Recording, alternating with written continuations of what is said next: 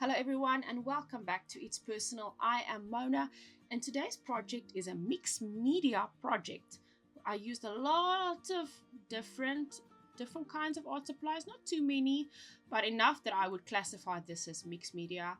I didn't use anything paper orientated, but I did use some stamps and watercolor and gouache for most of this project, and some brush pen, you will see, which was the main idea behind it.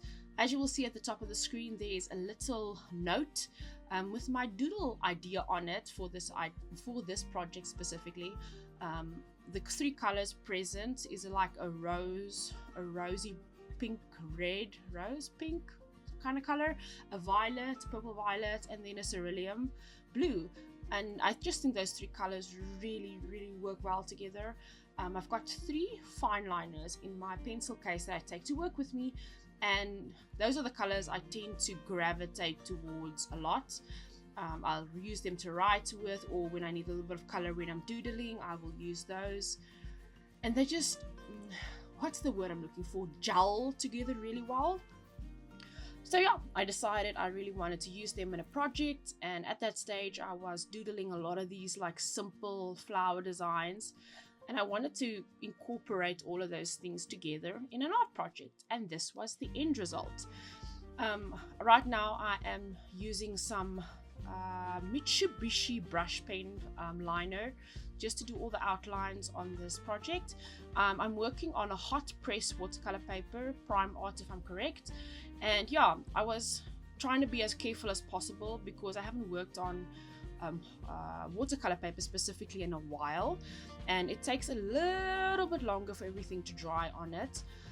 So you will see in a little I'm going to use a paper just to like prevent my hand from like smudging the lines while I'm working from the one side to the other. And yeah, these flowers actually turned out pretty cute. If I'm looking back at it now and I look at the little reference image I had, I probably could have made the bulbs of the flowers a little bit like thicker, and then the leaves would have been a little bit wider as well. Oh, not the leaves, like the petals of the flowers would have been a little bit wider as well. But yeah, we live and we learn, and it's not perfect, but I think it's pretty close to my standard of what I like and what I'm happy with when I do art. But yeah, if you guys want to try this project along with me, this took like an hour and just under 20 minutes in real time. I cut out a lot of the well, actually not a lot, I cut out all of the blow drying part of the paint because that took a while, because in between each layer of the watercolor and then later on the gouache and stuff and even the stenciling, I had to blow dry it so I could keep progressing with the project, because I only had a limited of time on one evening when I was recording it, and I really wanted to get all of it done in one sitting and not have it stand over for the next day, because I was in a groove. I was enjoying life and I was just enjoying the process. At this stage, I am wetting the entire background with water, and a lot of it. I was like concerned about the paper and that it's going to lift up, and this the washi tape wasn't going to stay down, and some of it did lift, but overall they behaved well. The washi tape behaved well. So I was able to mix the yellow. I think that was ultramarine blue, and there's going to be like a grass green on the right hand side in a moment. And I wasn't very specific about not like overlapping onto the flower petals. I was just like loosey goosey it, that's the word I want to use for it, just to like, you know, get into the flow of it. It's like I wanted to have where the colors met, like at the top and at the bottom over there, those like green and that blue came together and it made this like darker, oh, it was just like this deep color I just loved. And even having that lighter green between the yellow and the blue was also really pretty. So I just kept on layering at this point before I went in with the blow dryer. Kept on layering and trying to get that rich color.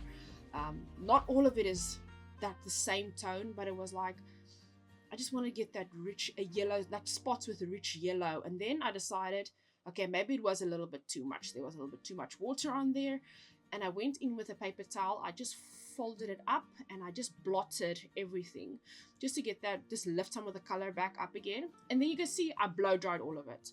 And then I started with the stencils. Now these stencils are the ones I bought on Temu a couple of, like a month and a half ago now. And there was a video on this unboxing on the channel like a few videos ago. You guys can go watch that if you want. I will try and remember to link it in the cards at the end of the video. But yeah, you can go watch that video if you want to see the stencils in more detail and the other ones I also got. But yeah, this was my first time actually doing mixed media projects on my artwork, like mixed media stenciling on my art. So I was a little bit nervous. My hands were covered in a good amount of ink and I didn't have an acrylic block per se, but I had this clear container where I was like, okay, fine, this is probably going to work just as well, because those silicone stamps like stick to any like soft, not soft, like sleek plasticky surface basically. So I used that as my stamp base basically. And I played around with a couple of different stamps and checking, okay, what's going to work, what's not going to work. And then I just went for it. I was like, I put them down in the corners and like in the middle and here and there. And I was like, okay, I hope this is going to look fine. And then I realized it's going to be fine. The ink on that little pad I have is acrylic, and it's an acrylic ink. Now, I'll be honest, I'm a little bit on the nervous side because I packed that little container away after this project, and I am completely nervous about the fact that I'm probably going to take it out and then that thing is going to be rock hard. I've got a feeling it's probably going to be. I might be wrong, but I don't think it's going to survive because I haven't bought an acrylic ink pad yet for these stamps, or a ink pad at least. So I need to go find one that is going to be part of my crafting stash permanently. So yeah, that is that problem I have to deal with at a later stage. So I dried the background again, dried all the stenciling. I know the stenciling itself is not going to smudge because it was acrylic ink. So I know if I dried it, it will be fine and I can paint over that again. And now at this stage, I went in and I started with the flowers. I did the rose pink on the one side, the violet purple in the middle, and the cerulean blue at the end. And I did all the little leaves, the leaves of the flowers and the stems and stuff in this pretty green. It's like a dark grass green color. I can't remember what the tube of it was exactly. It's been a while. I've used this water palette for like a very long time. I think I've refilled it maybe like twice in the last 10 years maybe. So yeah, watercolor is one of those things. It's pretty expensive, but it also lasts forever, and yeah, that makes it kind of worthwhile if you ask me. This is not a professional grade set. I think it's more like a student grade watercolor set, but for the way I like to paint and the projects I do, I think it works just fine. I've done more detailed work with the same paint as well, so I don't see the need to go and buy highly expensive materials at the moment. But maybe in the future, if I like refine the craft of watercolor painting, I might try it. But for now, in the moment, I'm happy with this. I think this prime art, that's mostly what is in the set, and the little containers, the small little what do they call them, pans of paint armangios. Those are extra colors I bought. Yeah, you guys can see I'm actually adding some different shades or different tones of color into the background. Now adding a little bit of orange and added a different kind of blue with the other blue, with a different blue with the ultramarine, and some, I think I added more yellow, or is it another green on the green background. So it gave it that nice little dimension, if I can put it like that. And then I grabbed my gouache after I dried the entire thing again. I told you guys there was a lot of drying involved in this project. And I went in that same tones of color, and I'm going to do a little bit of a highlight on top of each of the flowers, just to bring out the color of the color I chose, the color that was on my mind, that was in my heart, that it was, you know, it's the colors that are like on everything in my diary. I highlighted it with with the gouache paint. And this is the only gouache paint I actually used was in these sections. I actually used them on the flowers at the top and then underneath the leaves, which is kind of weird. I know it's not, it doesn't make sense, but I was like, I'm gonna do it this way. I thought of the idea and I was like, let's try it. Let's highlight these beautiful colors. And so I did. I quickly wanted to talk to you guys about something before we get to the end of the video. Something I wanted to address for myself, and also just to put it out there. It's like, remember when you guys create and you don't feel motivated, because I get that a lot. It took me 2 weeks to get to the voiceover for this video, even though I knew this was a pretty cool project and the visuals were really nice. I was like, I voiceover, but when I don't want to, because I wasn't feeling it. And I realize sometimes we feel like that when we are, as people who are creative and enjoy art and crafts and hobbies, we are not feeling it. And we don't want to pursue something we love when we are not feeling it. Because if something goes wrong, we are like, we dislike it very much. So I was like, how do you motivate yourself to do something even when you're not feeling like it? And my conclusion was, if you really don't feel like doing it, there's probably a reason behind it, whether it is work stress or something happened in your life or you're burnt out. And sometimes you just need to do something, do anything. Maybe change up your hobby for a little bit. Maybe try something that's a little bit more relaxing, or that's not as like intensive on thinking, or grab a doodling book, doodle a little picture, doodle some patterns. I tend to gravitate towards patterns when my brain is feeling like exhausted and tired.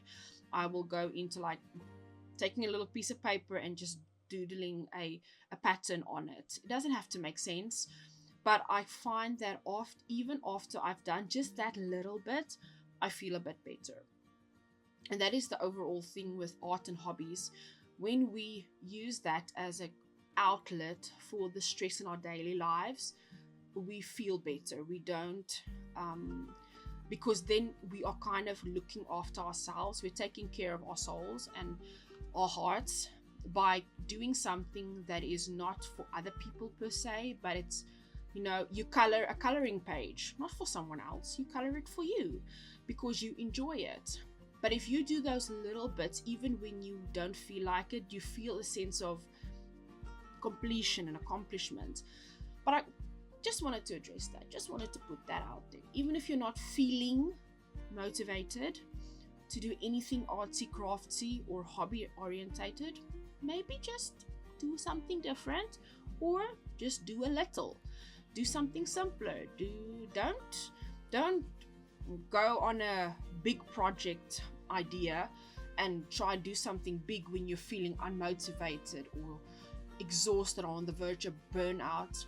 Do small things in small increments that are gonna, fill up that little cup of yours little by little. And I do think that helps. I've got this thing where if I'm not really into art, I go to crocheting, and I do a couple of blocks, and then I'm really happy with it.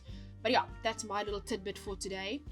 We ended up with this project putting on a little bit of gold watercolor everywhere with little dots, and I splattered it with splattered some watercolor with a brush onto the entire background piece in white and in gold. And then I just re-highlighted all of the line work where I thought the lines went a little bit fluffy and not fluffy, that's the wrong word, where they kind of disappeared. And now I'm trying to take off the washi tape, which was a bad on my part, because I should have heated up the washi tape again before I tried to remove it, because it tore the paper a little bit. But I went in with a water brush and some water, and I just flattened out all those little fluffy parts that came up. And that is it. That was the entire project, guys. I hope you guys enjoyed this video, and I really enjoyed it. It was a really simple but yet soul-fulfilling, heart-fulfilling project. Thank you so much for watching, and I'll see you guys in the next video. Goodbye.